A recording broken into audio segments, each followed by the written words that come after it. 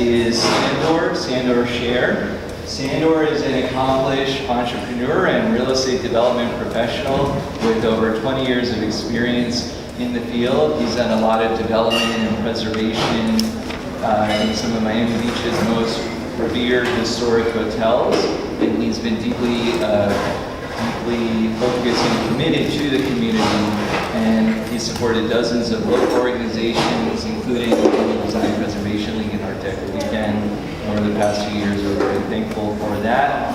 He is the founding principal of Claro Development, which is a real estate development services firm specializing in development, owner's representation, project management, and asset advisory. They've done over $850 million of development, and he's done so many hotel projects like the Standard, the Raleigh, the Soho Beach House, many that you've heard of. And today he's going to talk about a real interesting project on Washington Avenue and 16th Street, which has started a lot of dialogue about what could be done and maybe could be a model for resiliency in the Flamingo Park and other areas. So let's give Sandor a round of applause.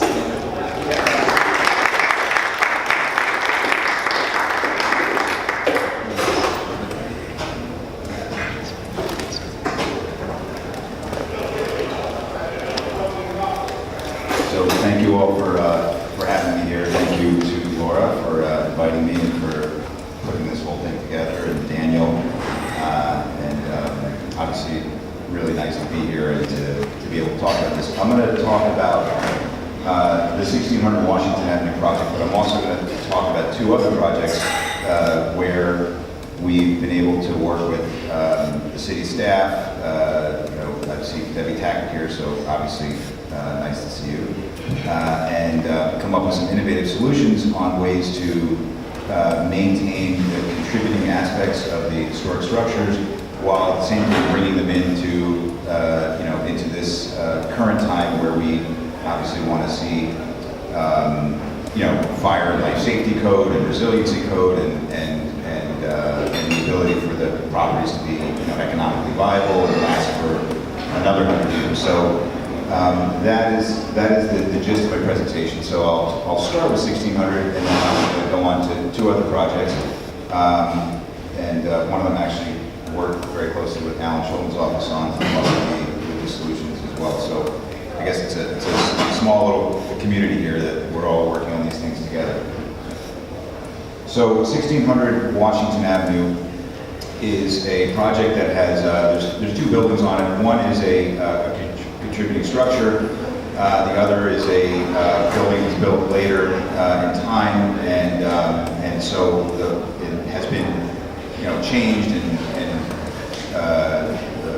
modified over the years to the extent where what we're essentially going to be doing in a very broad general terms is we're going to be knocking down the building that's the newer building that has been changed over the years. We're keeping the historic building, but we're going to be doing some things to the historic building to make it resilient and actually give it, I think, a prominence that will make it truly unique and make the project better than it could have been without the historic building. So that's always one of the neat things about doing this. So relocating and lifting the historic building to raise it to base flood elevation +1. We're going to be repurposing that building and turning it into the lobby of the apartment building. So the concept of building apartments on Miami Beach is actually novel. You would think that we do that all the time, but we really don't. The number of new housing units that have built in Miami Beach, that are for rent, is staggeringly low. And then we are to make the retail compliant as well on the ground floor, which will engage the community. We're putting in a new hydrostatic slab. So what you see here is an elevation of the existing building and what's there now currently. So you can see over here, this is that existing building that's been demolished. This is the historic structure, and then another structure here that's going to be demolished. And so what we're going to be doing is saving, in the top right there, you can see that we're basically be saving a large extent of the facade and the sides of the building, and then the challenge will be to reinforce that and move that and raise it to an elevation that will for base flood elevation. So here's another example where it shows the original location and then the relocated structure. So you can see clearly where it's moving up and to the left. And what this also is going to do is it's going to allow us to create a courtyard effect for the residential building, which I'll show you in a second. But it's going to be really, really neat in that regard too. It will allow this historic shipping building to have a very high level of importance in terms of how it interacts with the rest of the project. So you can see the orange highlights the preserve, and then the blue is the side of the building where we're going to actually replicate what was there and with like kind materials. So here's another image that shows again the relocation of the structure, what's being preserved, what's being replicated,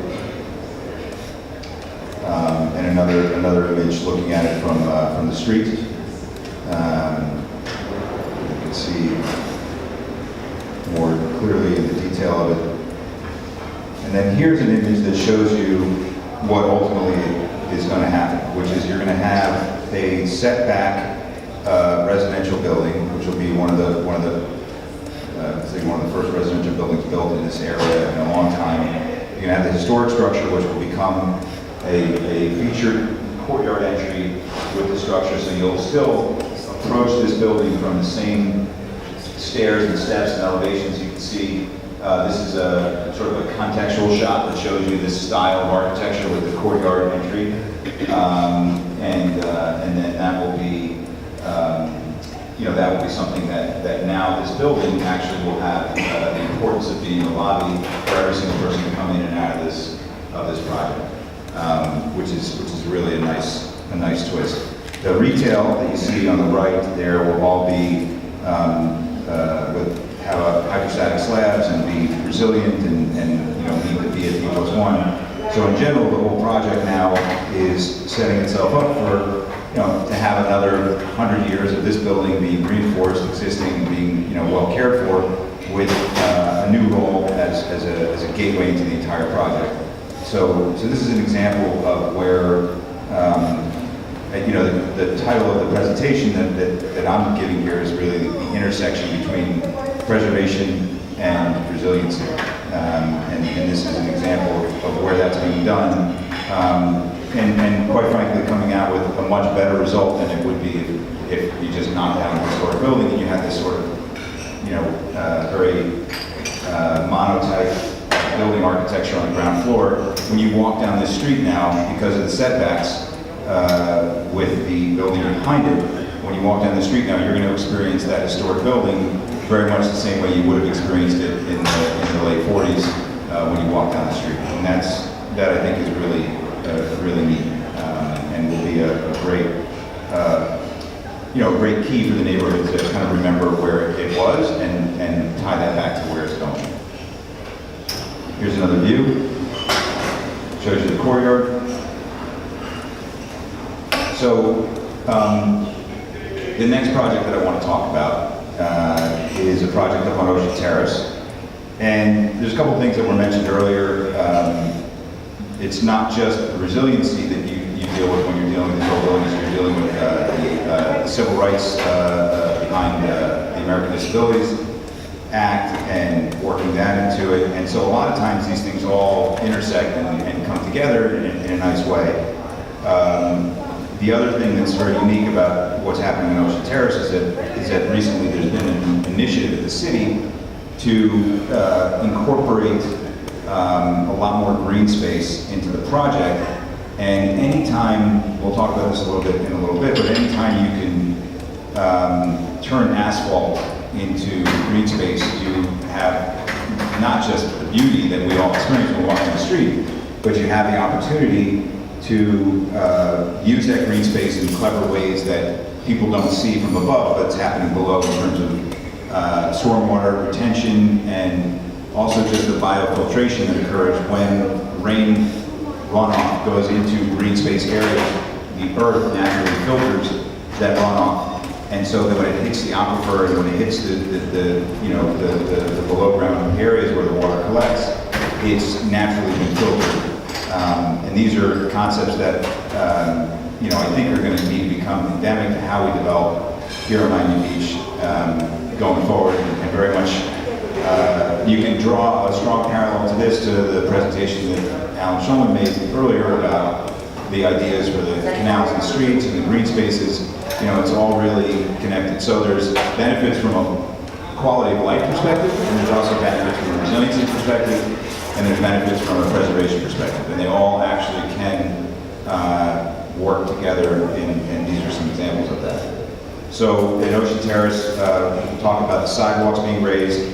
We went to the Department of Transportation and got permission to do that. They control the sidewalks, but by raising the sidewalks, we're not only able to satisfy ADA code, but we're also able to make the buildings themselves more resilient. Installing hydrostatic slabs underneath the buildings while preserving the historic facades is something that we've had a lot of practice at, and it's very possible. Reinforcing historic facades for flood panels. So many times, it's not practical to raise an entire block.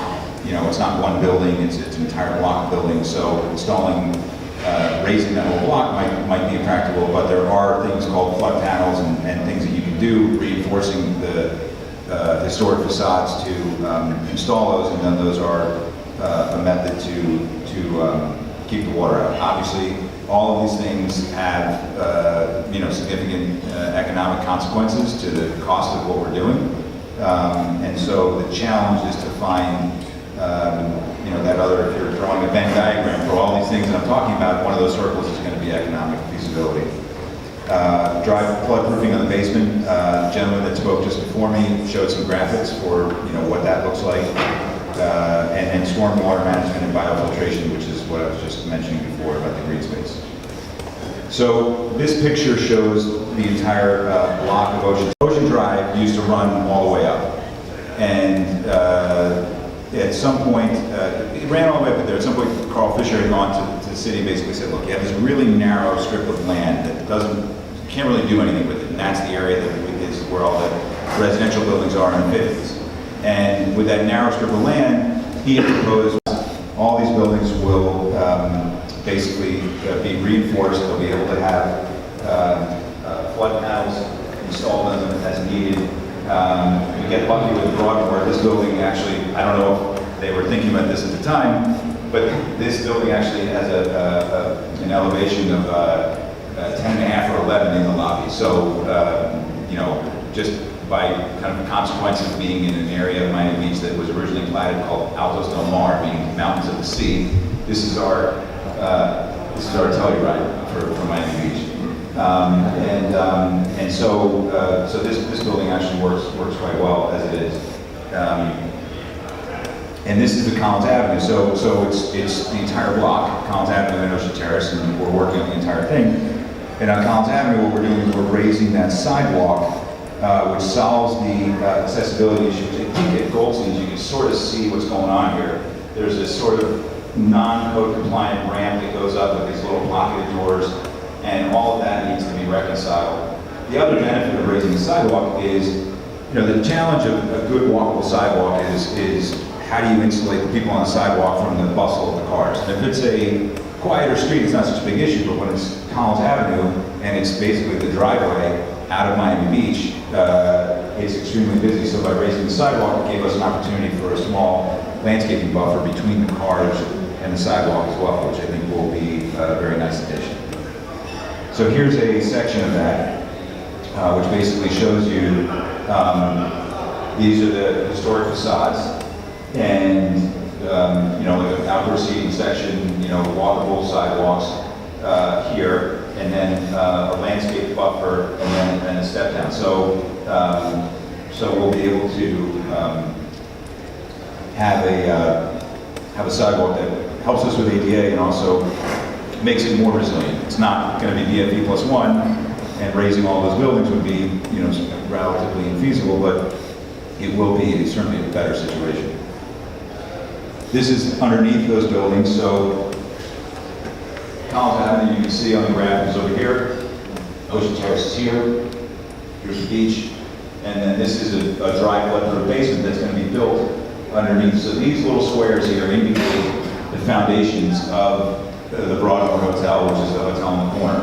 And what we'll do is, working around those foundations, which we sort of surgically expose, we'll be able to create some corridors that will then access to open areas where we can build a dry flood-proof basement and have access for all the things that you need to make a hotel work. One of the challenges of working with these historic structures, any historic structure that's either residential or hotel, is that the way something was built in 1940 really has nothing to do with how we would need to use it today in terms of service and FP&L balls and fire life safety and egress and all these things. And when you start putting all those things into the building, you go from something that might have had 90 hotel rooms to something that has 30 hotel rooms or 40 hotel rooms. It's that dramatic a change. Obviously, there are economic impacts associated with that, so all of these things have to be factored into feasibility, and that's where such a large basement, which is expensive to do, but really the only alternative solution to give the Broadmoor the kind of back-of-house space that it needs.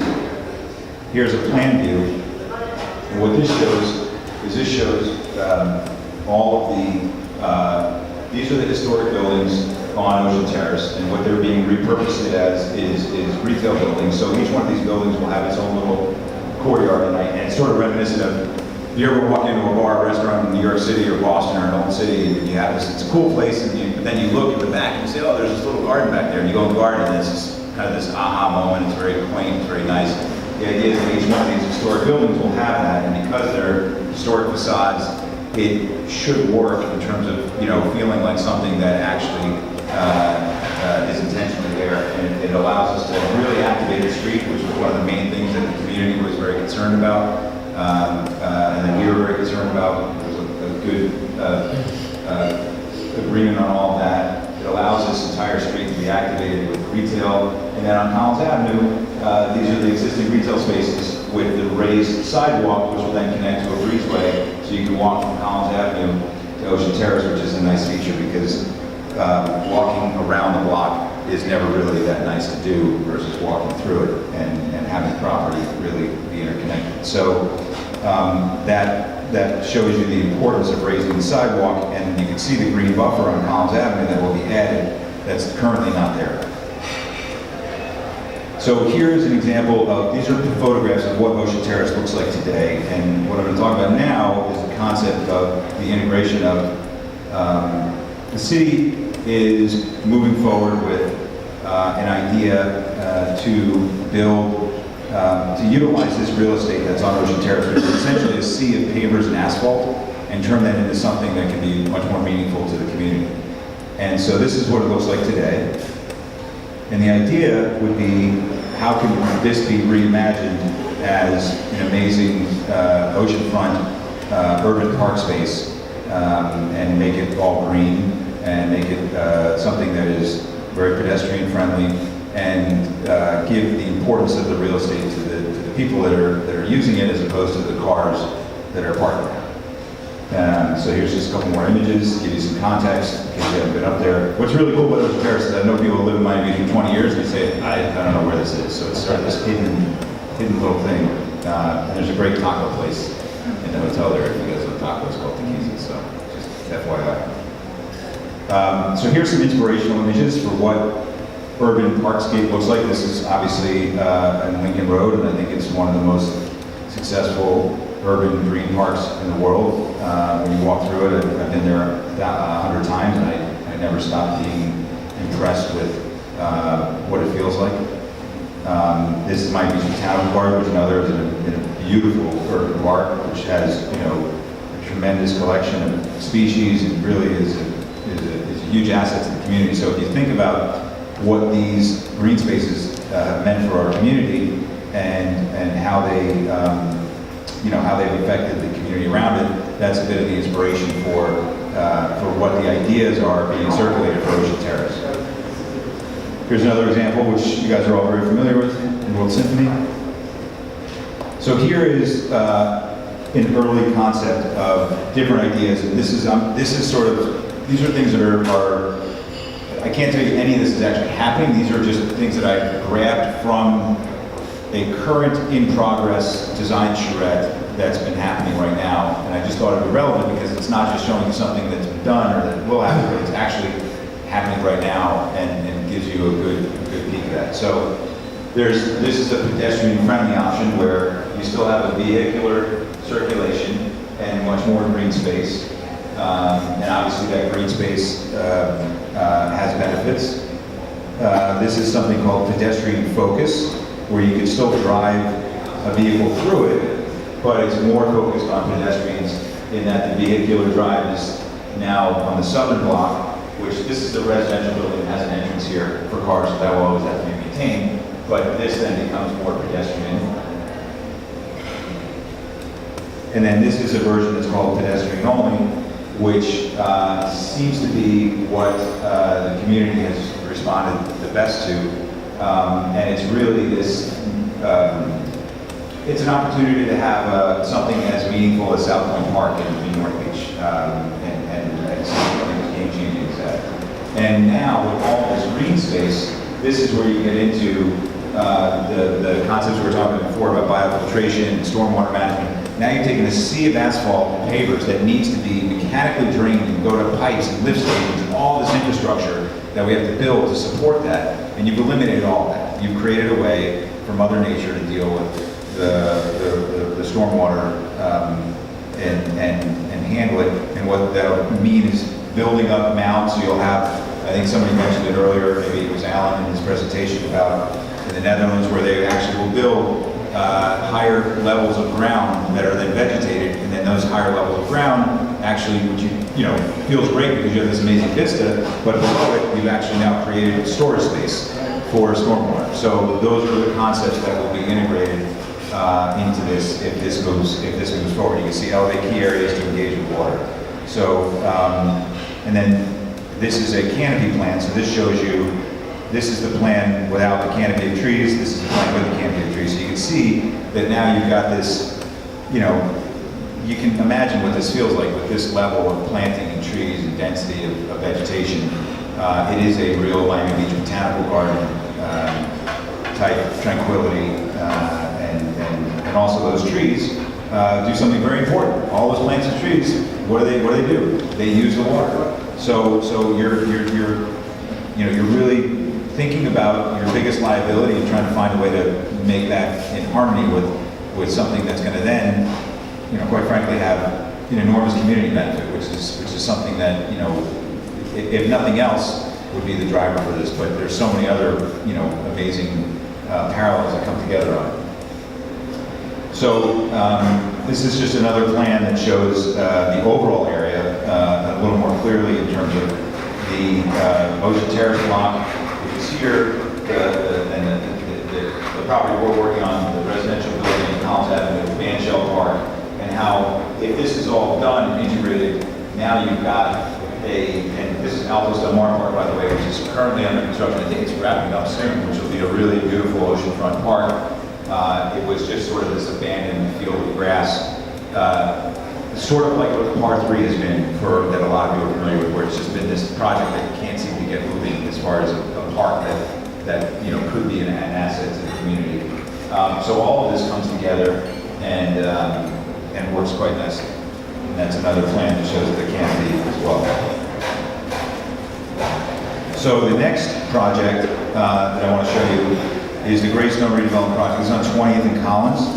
And this is an example of where historic facade and the need to build, if you remember from the Ocean Terrace presentation, I talked about the basement, right? I talked about building more space underground, as it would seem to be a contradiction to want to build in a basement in a place like Miami Beach, right? It just seems like you're creating a liability.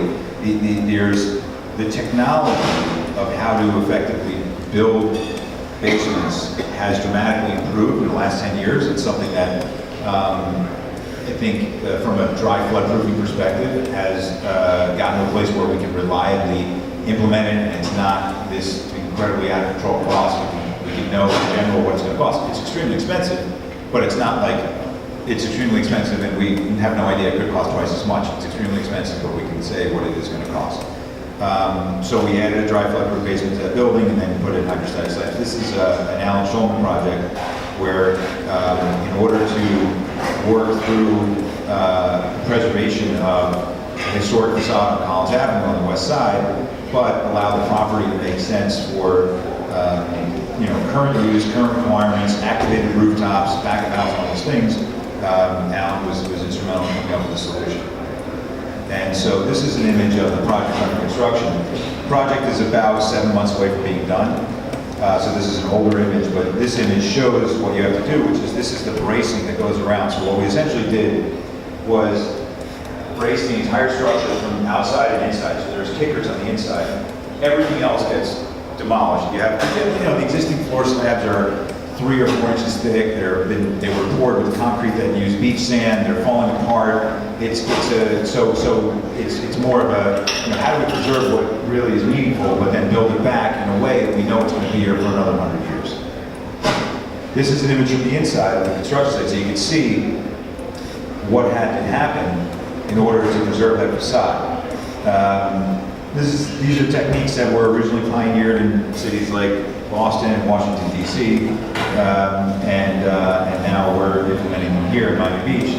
Actually, Daniel, I think you came and walked this with me when we were at the stage, whatever that was, a year or something ago, right? So, so what we did is, this is not the earth that you would normally find. What we did is we poured, we did something called a DSM, which is a soil mix. And what that means is you take, imagine a 4-foot cylinder, and you fill a square with a bunch of circles, one next to the other. Each one of those cylinders, you're mixing in the ground a grout solution that turns the ground that is normally, has water in it at 3 feet, and turns it into a dry, I want to say concrete, but a dry rock type material. You do that deep enough underground, and then you come in with a machine and you excavate out. You can dig a dry hole because you've got enough of a buffer on the sides and on the bottom of the soil mix that allows you to dig a dry hole, and then you pour your concrete, your foundation above that. So that's the technique that we've employed here. So all of this doesn't exist anymore. Now there's a basement that's 16 feet underground, and new structure, and new floors, and a new roof that's all inside of the historic walls, and then we went back in the historic facade, and obviously a lot of work had to go into that as well with respect to the concrete restoration. But that's the concept. So this is where now you've got a hydrostatic slab, you've got a building that's much more resilient, and you've got it, and it works for today. Extremely expensive endeavor. However, it's something that for this particular owner's concept and for what they wanted to do was the only path forward, and they took the plunge. Here's a picture of the excavation of the dry hole. So this shows you all these little things that are called piles. Basically, what their job is, the water wants to push everything up. The water's at 3 feet, and it wants to, imagine if you had your bathtub at home and there was water underneath it, your bathtub would want to float. There would be some buoyancy. Anytime you have air above something and water below something, you create buoyancy. So what prevents the building from wanting to rise up is all those piles with the rebar coming out of them. Those reach down 85 feet into the ground until they hit a lime rock base. And these all create tension that holds the building down. And then a basement is poured here. This is a new concrete basement, and then a ceiling is put in, and then another floor, and another floor. And that's the method of construction. So it gives you a good sense of what you have to go through to do this if you're truly committed to the preservation of the facade and the basement. So where this is relevant to the conversation today is that this building is resilient, it is sustainable, it's built to today's energy code. It's and it's going to be something that will service a high quality guest, which is obviously a very important part of Miami Beach's future is how do we continue to attract good guests to Miami Beach, because we know, that we have some issues at certain times where the quality of guests that comes to Miami Beach isn't that great, and it affects everybody's life that lives here. So that is my presentation, and happy to take any questions if you have.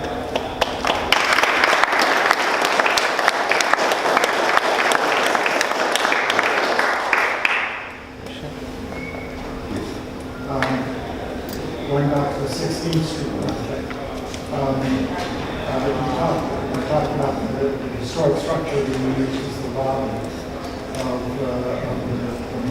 the new building.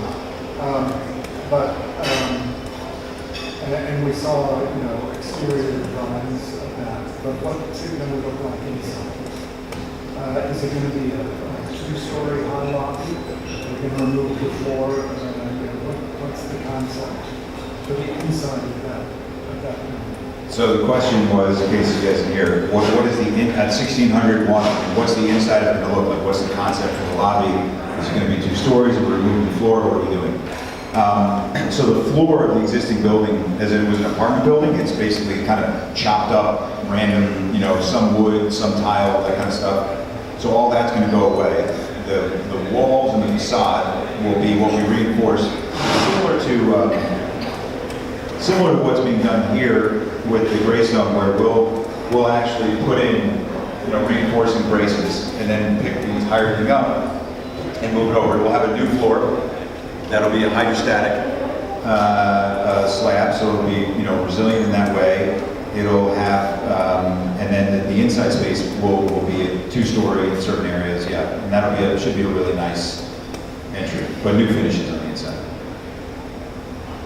Any other questions? Please. So are these new first floors are meant to avoid water, or so that water eventually runs well as That's a really good question. So the question was, are the new first floors going to eventually let water in if the water rises? And if they do let water in, will they be are you using flood plastic for the water eventually? So for example, for the Greystone, where it is not going to be BFE+1, because we obviously don't have any idea when the state of Florida would choose to raise Collins Avenue, what that would look like, how we could build to it. There's too many unknowns. And so for the Greystone, what will happen is in those areas it'll have flood panels to keep the water out. And so the water won't really mix with anything that could, cause it to be polluted, like oil or something like that, because the flood panels will be installed to keep the water out. The elevator pits and all the things where the oil is will be dry flood proof from underneath, and so that's the idea. You touch on something that is really critical to the whole concept of resiliency, which is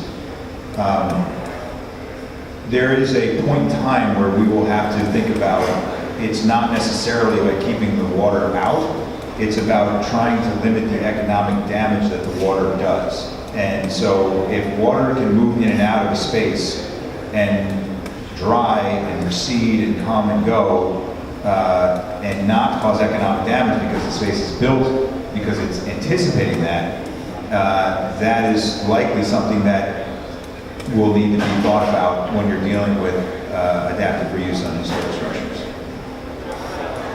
Any other questions?